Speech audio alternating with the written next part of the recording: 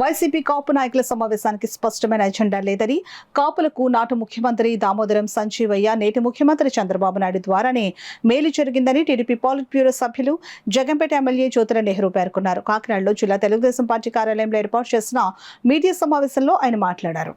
ప్రయత్నం చేసుకోవడంలో తప్పులేదు. ఆ ప్రయత్నం అన్నది చిత్తశుద్ధితోటి మనం గతం 5 సంవత్సరాలు పరిపాలన చేశాం.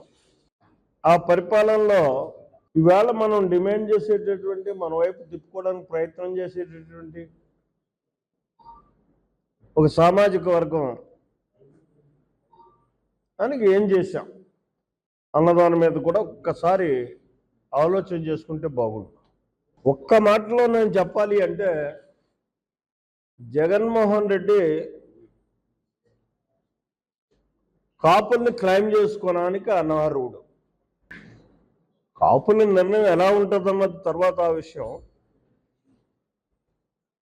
వాళ్ళ కోసం ప్రయత్నం చేయడం అన్నదే అతను అనర్హుడు అని చెప్పక తప్పదు నేను. ఎందుకంటే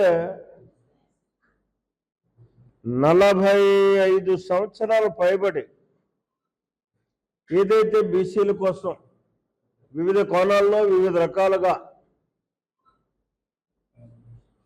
పోరాటం చేయడం, ఫలితం దగ్గరకు వస్తుంది అని అందుబాటులోకి వచ్చినట్టు కనిపించడం, ఆశగా నిరాశ చెందడం జరుగుతున్నటువంటి సందర్భాలు.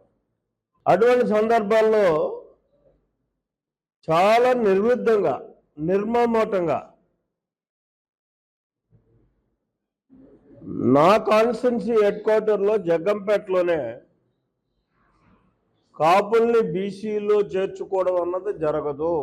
ఒక ఎన్నికల బహిరంగ సభలో చెప్పినటువంటి వ్యక్తి పోనీ బీసీల్లో చేర్చుకోవడానికి జరగదన్నటువంటి వ్యక్తి బీసీలకు చేసినటువంటి, కాపులకు చేసినటువంటి చేయూత ఏంటి గత 5 సంవత్సరాల్లో వారు అని కానీ చూసుకున్నట్టయితే జీరో అని చెప్పక తప్ప.